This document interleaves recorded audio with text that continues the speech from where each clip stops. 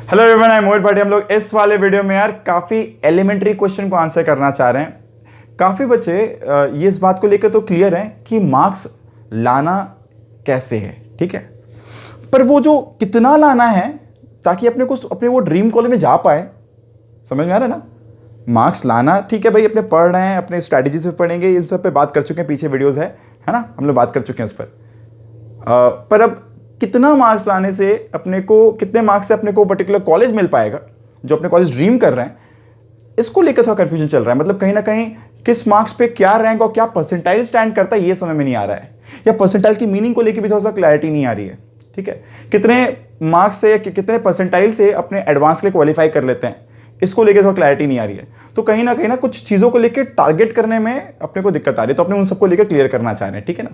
इसके अलावा एक और क्वेश्चन था कुछ बच्चों का भाई कि न्यूज़ में आ रहा है कि शायद कुछ NITs में, IIITs में कुछ सीटें बढ़ने की बात की जा रही है, IITs में सीटें बढ़ने की बात की जा रही है। तो न्यूज़ में आया कि बाई 2024 HRD मिनिस्ट्री कह रही है भाई 50% सीटें बढ़ेंगी, ठीक है। तो यार ये तो हर साल ही बढ़ती है, हर साल ना 10% का तो ऐसे इंक्रीमेंट होता ही है, 50% 2024 तक में बढ़ेंगे, तो उससे अपने को कुछ अभी रिलेशन नहीं है। तो इसको लेके कोई भी तरह का कंफ्यूजन स्टेट में मत जाओ।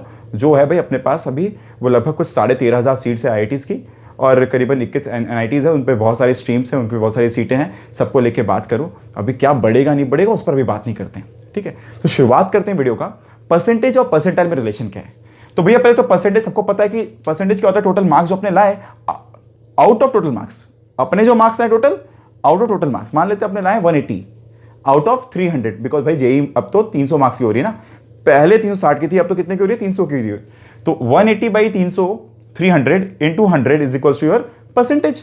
अब परसेंटाइल क्या हुआ भाई, अपने मान लेते हैं 180 मार्क्स जो लाए, ये मार्क्स जो है, इस मार्क्स की वजह से मेरे नीचे लगभग अगर 10 लाख कैंडिडेट एग्जाम दिए हैं तो लगभग 9 लाख लोग मेरे नीचे अगर हैं, मतलब मेरे से कम मार्क्स लाए हैं, तो क्या होगा, NB number of candidate below मी, तो 9 लाख बाई 10 लाख इंटू 100, ये लगभग हो जाएगी 90 परसेंटाइल। मतलब मेरे मार्क्स क्या है भाई, 90 परसेंटाइल है।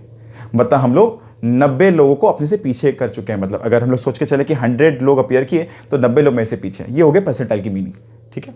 कुछ और डाउट रहे इस पर तो कमेंट बॉक्स में बताना, मैं वापस को और एक्सप्लेन कर दूंगा।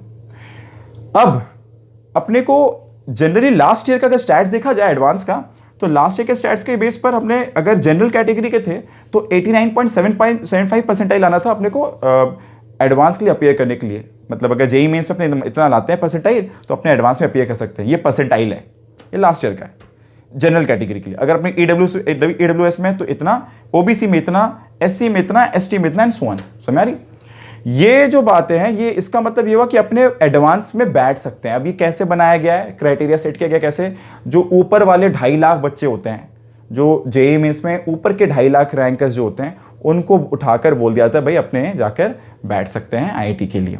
असल में इस 2.5 लाख में भी ना, मतलब 46.5% सीटें जो होती है वो जनरल कैटेगरी के लिए होती है, फिर कुछ परसेंट SC, कुछ परसेंट ST, OBC सबको मिलाकर, तो अपने जो जनरल वाले ना, अपने पास कुछ 1,06,000 समथिंग सीटें बचती है।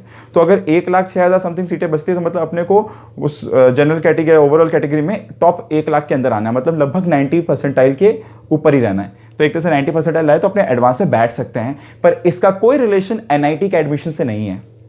NITs में तो मैं बोलूँ भाई, टॉप NITs में मन चाहे स्ट्रीम के लिए अपने को 99 परसेंटाइल प्लस का एम करना पड़ता है।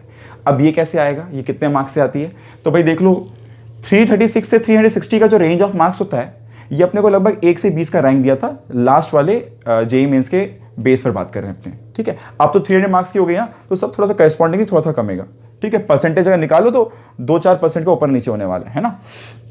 तो अब ये रेंज अगर होगा तो ये रैंक 251 से 300, मतलब ये रैंक 201 250 मार्क्स आएंगे तो ये रैंक दिख रहा है ना। ऊपर में भीड़ कम है, नीचे भीड़ बढ़ते जाता है, नीचे में 1-1, 2-2 मार्क्स पे ना बड़े बड़े रैंक का डिफरेंस आता है। अब 151 से 200 बड़ा क्राइटेरिया, बड़ा कैटेगरी ना इस पे लाई करता है। अगर अपने 200 से ऊपर जाते तो अपने अच्छे रैंक्स में घुस रहे, 5,000 के अंदर रैंक्स में घुस रहे, जहाँ पे अच्छे ऊपर टॉप 4, टॉप 5 NITs में अपने ऊपर वाले स्ट्रीम जो अपने पसंद में, हो सकता है CS लेना चाहे, हो सकता है कुछ को मैकेनिकल पसंद हो, बट अपने CS के लिए ओपन रहते हैं, अपने ले सकते हैं, ठीक है। सबको पता है भाई NITs में 2 कैटेगरी है ना। एक तो भाई स्टेट कोटा होता है 50% का, लगभग 50% का एक अप्रोक्सीमेट स्टेट कोटा है, कुछ कुछ का थोड़ा अलग भी है, और बाकी जो बाहर के आउटसाइडर्स होते हैं उनके लिए कोई स्टेट का कोटा नहीं होता है। जैसे अपने बंगाल वाले अगर लोग होते हैं तो उनके लिए क्या होता है, दुर्गापुर अपने स्टेट कोटा में आता है, तो वहाँ पे हम लोग के लिए एक्स्ट्रा रिलैक्सेशन होता है। तो अगर हम लोग बात करें इन जनरल, उस पर मैंने डिस्कशन एक अलग से वीडियो में किया, मैं लिंक डिस्क्रिप्शन बॉक्स में दे दे रहा हूँ। एनआईटीज़ पर मैंने बात किया था, टॉप 10 एनआईटीज़ पे, तो देख लेना, ठीक है। अब अगर बात करें यहाँ पर, तो 200 मार्क्स से 151 मार्क्स ये काफ़ी बड़े तादाद के लोग ला सकते हैं, क्योंकि जब हम लोग 200 प्लस का एम करते हैं तो हो सकता है हम लोग इस रेंज में गिरे। और ये जो मार्क्स आया, ठीक है, ये जो मार्क्स से ये जो रैंक आया, तो अपने को ट्राई करना है कि अपने 18,000 की तरफ ना जाए, मतलब 150 से प्लस पे रहे काफ़ी। ये तो इधर में ना तो दिक्कतें आने लग जाती हैं, इस वाले रैंक पर सीटें मिलने के चांसेस कमती जाती है, अपना मन चाह स्ट्रीम खत्म हो जाता है। तो अगर अपने टारगेट लेके चलते हैं कम से कम 180 प्लस, अगर देखा जाए तो ये 180 प्लस लास्ट ईयर के बेस पे बोले 180 प्लस में 50% मार्क्स, तो इसमें क्या होता है, अपने लगभग 10,000 रैंक्स में आ सकते हैं, टॉप 10,000 में।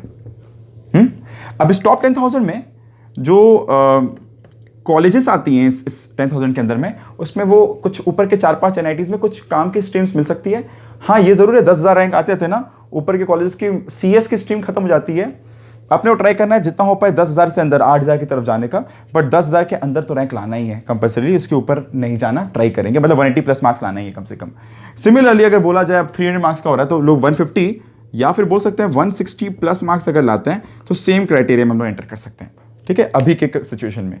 तो इसको दिमाग में रखते हुए अपने को क्लियर करना है कि अपना टारगेट क्या रखना है कम से कम, और उसके बाद तो भाई अपर एंड तो अपने ऊपर है, अपने कहाँ तक जा सकते हैं। तो ये भाई कम से कम वाला एंड हो गया, ताकि अपने क्लियर कर पाए कि कितना मार्क्स से किस एनआईटी में जा सकते हैं, ठीक है। तो ये एक रफ एस्टिमेशन हुआ।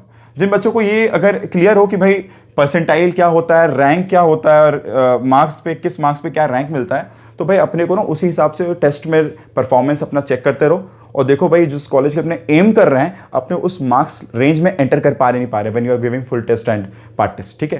प्रिपरेशन करते रहो भाई, किसी को कुछ भी और पूछना हो इसके बारे में यू कैन आस्क, बट इतना क्लियर है भाई, अगर अपने 99 परसेंटाइल क्रॉस करते हैं ना, अपने पास आईआईटी की चांस बनती है। इस साल पेपर आईआईटी दिल्ली बना रहा है, ठीक है। कुछ पैटर्न में कुछ ज़्यादा चेंजेस का बात नहीं, सिलेबस चेंज का बात तो नहीं है, पैटर्न चेंज होने की बात चल रही है। अभी भी कुछ हो सकता है, कुछ प्लस माइनस हो पैटर्न में, कुछ भी अगर अपडेट आता है I will give you as soon as possible.